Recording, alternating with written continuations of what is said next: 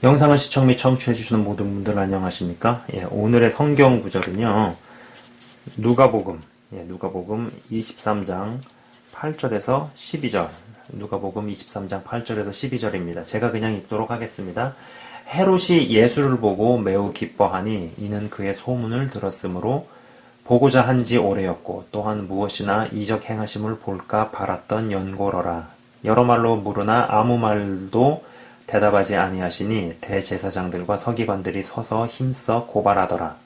헤롯이 그 군인들과 함께 예수를 업신여기며 희롱하고 빛난 옷을 입혀 빌라도에게 도로 보내니 헤롯과 빌라도가 전에는 원수였으나 당일에 서로 친구가 되니라. 자, 간단히 본문 구절에 대해서 좀 약간 이야기를 해보도록 하겠습니다. 이스라엘 왕 헤롯이 자신의 호기심과 궁금증, 뭐 그 이상도 이하도 아닌 마음의 동기로 예수님에게 능력 좀 행해봐라, 능력 좀 보여봐라 는 식으로 만납니다. 헌데 뭐 개 돼지에게 진주를 던져줄 필요가 없기에 예수님은 무응답 무대응으로 일관을 하시죠. 그리고 나서 대제사장들과 서기관들, 여기에 헤롯과 빌라도까지 합쳐서 예수님을 죽음에 이르게 하는 과정의 묘사입니다. 헤롯은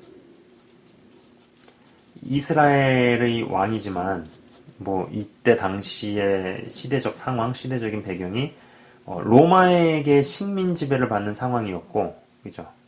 헤롯은 이스라엘의 왕입니다. 그러나 로마의 식민 지배를 받는 상황이었고, 그 다음에 이 빌라도는 로마 정부에게 뭐 그 지역의 관리 책임자로, 그러니까 로마 정부에서부터, 그죠? 로마 정부에서 이 지역, 그 지역의 관리 책임자로 보낸 사람이었죠. 당연히 관리 책임자. 당연히 이 둘의 사이는 이 구조적으로 긴장 관계이고 사이가 좋을 수 없는 게 정상입니다. 헌데 마지막 구절이 되게 재밌습니다. 전에는 원수였대요. 근데 원수에서 그 당일에 서로 친구가 되니라고 나오죠. 예수님을 죽이기 위해서 대제사장들과 서기관들이 뜻을 모아 연합을 하고 헤롯과 빌라도가 친구가 되고 또 이 거대한 종교 권력과 정치 권력이 연합을 합니다. 문제는 예수님의 재림이 가까울수록 이 구조는 또다시 반복이 된다라는 것이죠. 그죠? 자, 그러니까 초림 때는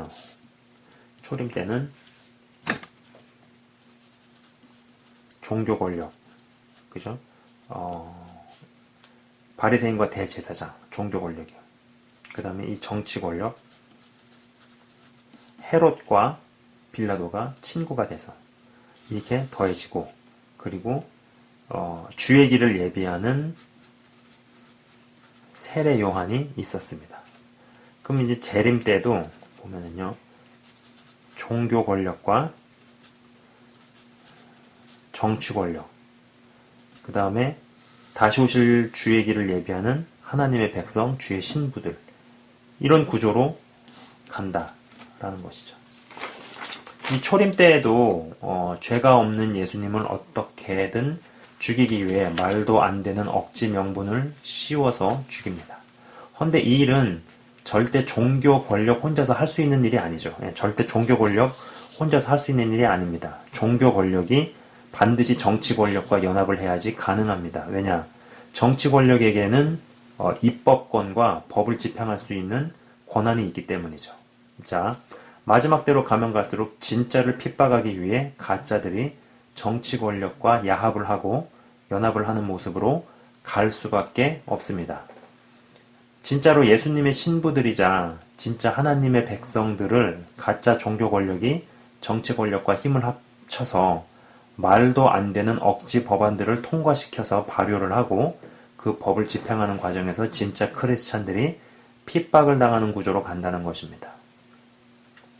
요 근래에 문제가 되는, 점점 더 심각해지는, 저도 채널에서 자주 이야기할 수밖에 없는, 뭐 WCC, 아니면 동성애, 공산주의, 페미니즘, 이슬람의 이슈들을 생각해 보시기 바랍니다. 이는 그럴듯하나 결국 종교에 불과한 가짜들이 정치 권력과 연결되고 말도 안 되는 억지 악법들을 통과시키려는 것과 연결되어 있습니다. 그리고 예수님을 죽이기 위해 이해관계가 상충하고 구조적으로 친해질 수 없는 헤롯과 빌라도가 친구가 되듯이 예수를 진짜로 믿고 따르는 이들을 죽이기 위해 구조적으로 친해질 수 없는 이 상대성을 강조하죠. 상대성을 강조하는 WCC. 모든 종교에 구원이 있다면서요. 뭐 이런 거죠. 뭐 산 정상에 올라가는 방법은 뭐 수백 가지다. 기어서 올라가든 걸어서 올라가든 헬기 타고 내려오든 뭐 그런 식으로 이야기하는 WCC. 이건 상대성입니다. 그죠? 상대성을 강조하는 WCC와 절대성을 강조하는 이슬람이 친구가 되어갑니다. 여러분, 모든 종교에 구원이 있다고 강조하는 WCC와 알라 외에는 구원이 없다. 이야기하는 이슬람하고 진짜 친구가 될 수 있다고 보시나요? 이 상대주의는 절대로 절대주의를 이길 수 없습니다. 그리고 WCC와 이슬람은 결코 같이 갈 수 없죠. 그런데 저 무리들 속에 같이 있다는 것은 점점 물밑에서부터 진짜 좁은 문으로 들어가기 위해서는 각오를 단단히 해야 하는 시대로 뚜벅뚜벅 걸어가고 있다는 것이죠. 예전 같으면 일어날 것이라 상상할 수도 없었던 일이 벌어지고, 이전 같으면 절대로 친해질 수 없을 것 같은 나라들이 친구가 되어가고 등을 보면 깨닫고 느껴야 한다는 것입니다. 점점 핍박의 시대로 가기 위해 종교 권력과 정치 권력의 연합의 구조로 가는구나 라고 말이죠. 이는 다른 시각에서 뒤집어 말해 복음 전파가 이전보다 더 성취가 되었고 주님 다시 오실 때가 더더욱 가까워진다라는 것이겠죠. 이 부분에 대해서는 제 채널에서 정말 여러 번에 걸쳐서 말씀을 드렸었습니다. 복음 전파의 일이 끝나가면 끝나갈수록 예수님의 재림을 막기 위해서라도 사탄은 최후 발악을 하다가 최후의 히든 카드를 내어놓게 되어 있죠. 성경에 나와 있기에 전 세계적으로든 지역적으로든 뭐 글로벌한 시각으로나 아니면 로컬한 시각으로나 이 종교 권력과 정치 권력의 조합으로 갈 수밖에 없다라는 것입니다. 그렇다면 어차피 저렇게 가도록 운명이라도 지워져 있으니까 정치 권력이 말도 안 되는 악법들을 만들고 발효시키도록 놔두어야 할까요? 그렇지 않다는 것이죠. 잘못된 기득권들이 카르텔을 조직해 악법을 발효하고 시행하려는 데 있어서 싸우고 맞서야 한다는 것입니다.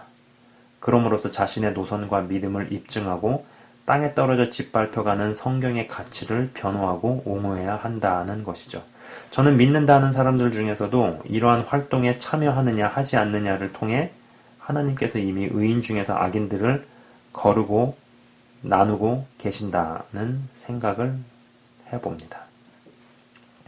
흔히 마지막 때의 대부흥을 쉽게 이야기합니다.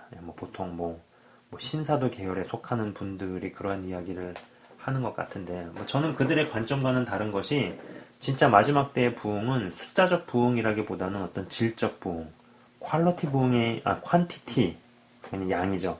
양적 부흥이 아닌 진짜 질적 부흥이라는 것이죠. 그런데 그들의 이야기를 듣고 있으면 숫자적인 방향으로 자주 들립니다. 어차피 종교 권력과 정치 권력이 손잡고 거대한 기득권과 카르텔, 결국 진짜 크리스찬들을 때려잡기 위한 구조로 가게 되어 있다고 해서 절대 손 놓고 아무것도 안 하고 그냥 바라보고만 있는 게 잘하는 것은 아닐 거라는 겁니다. 점점 시대가 모호함이 아니라 노선 분명히 정하고 절대적 가치들을 죽어도 양보하면 안 되는 구조로 가고 있습니다. 그 예전 같으면은 어떤 모호함이라는 게, 이 모호함이라는 게 어떤 인격으로 아니면 관용, 포용성, 혹은 관대함으로 통용이 되던 시절이 분명히 있었다고 봅니다. 하지만 지금은 아니죠. 지금은 결코 아니라고 봅니다. 지금 시대에서 모호함을 강조하는 사람을 저는 어떤 면에서 적보다 더 나쁜 부류로 간주하고 대하게 된다라는 것이죠.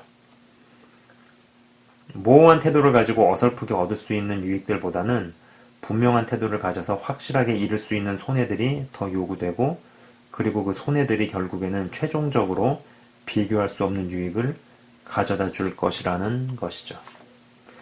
우리 크리스찬들은 결국 보이지 않는 영원한 하나님 나라를 고대하며 살아야 하죠. 어차피 우리는 살아서 살든지 아니면 죽어서 살든지 둘 중에 하나로만 귀결이 됩니다. 사실 저는 한국이나 미국이 그나마 이 정도인 것은 종교 권력이 정치 권력과 완전히 연합해서 괴물이 되는 것을 막았기 때문이거나, 그래도 깨어있는 기독교 기득권이 제대로 된 정치 권력을 세웠기 때문이라 보는 것이죠. 예.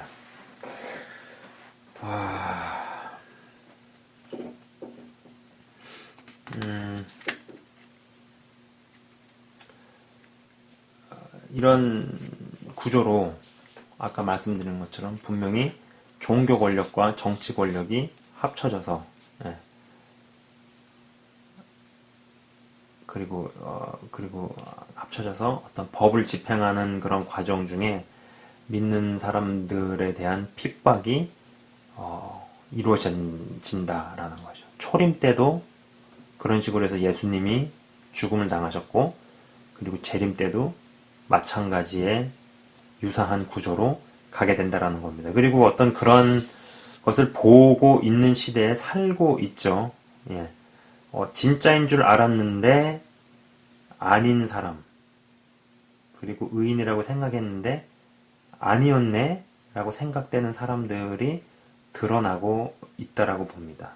그리고 그런 분들은 그런 것이 드러날 때 저는 개인적으로 생각을 합니다. 하나님께서 기회를 주시는 거죠. 돌이키라고. 네. 그리고 그것이 여러 분야에서 그렇게 나타나게 하시는 것 같다라는 생각을 해봅니다.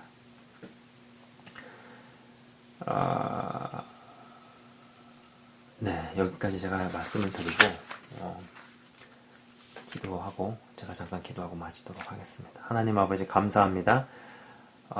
성경에서 나온 사건, 그리고 어떤 이 패턴이라는 것이 분명히 존재를 합니다. 그리고 그것이 반복되는 모습으로 보입니다. 예수님을 죽음에 이르게 하기 위해서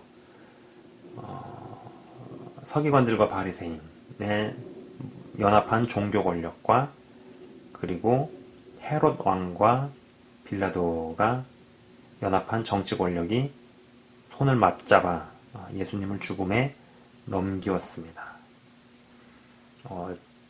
서로 원수나 다름없던 헤롯과 빌라도가 그날 친구가 되고, 그리고 이 거대한 카르텔이 예수님을 죽음에 이르게 만든 것처럼 재림 때에도 유사한 그림의 구조는 반복이 될 것입니다. 종교 권력과 정치 권력이 손을 잡고 분명히 법안들을 만들어 통과를 시키고, 법을 집행하는 과정에서 예수님을 제대로 믿고자 하는 사람들, 주의 자녀와 주의 신부들이 핍박을 받고 탄압을 받는 그러한 구조로 이 세상은 갈 수밖에 없을 것입니다. 물론 주님의 어떤 복음이라는 것이 이미 임한 하나님 나라, 그러나 앞으로 임할 하나님 나라, 이 두 가지가 맞물려서 돌아가는데, 이러한 것이 돌아간다 할지라도 우리가 기대하고 바라보는 진짜 하나님 나라는 아직 도래하지 않았기에, 그리고 사단은 점점 더 발악을 하고 그들의 때가 얼마 남지 않았기 때문에 최후의 히든카드를 던져서 정말로 신부로 준비되어 가는 사람들을 탄압을 하고 핍박을 할 때 이런 종교 권력과 정치 권력의 연합, 거대한 기득권과 카르텔의 형성이 이루어질 것이라는 것입니다.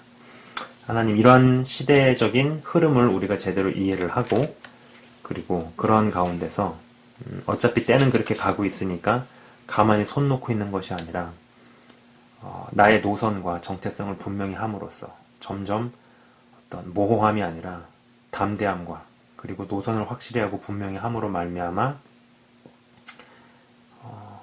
끝까지 승리할 수 있는 하나님의 자녀들 되게 하옵소서. 점점 말도 안 되는 연합을 봅니다. 옛날 같으면 상상할 수 없었던 나라와 나라가 연합을 하고 힘이 합쳐지고, 아까도 이야기한 것처럼 상대성을 강조하는 WCC와 절대성을 강조하는 이슬람이 손을 잡고 거대해지고 있습니다. 이러한 일들이 왜 일어나는지, 이러한 흐름 속에서 우리가 어떻게 서 있어야 할지에 대해서 스스로 각자 잘 생각을 하면서 주 안에서 깨어있는 자들 다 될 수 있도록 인도해 주옵소서. 주님 감사합니다. 예수 그리스도의 이름으로 감사드리며 기도드리옵나이다. 아멘.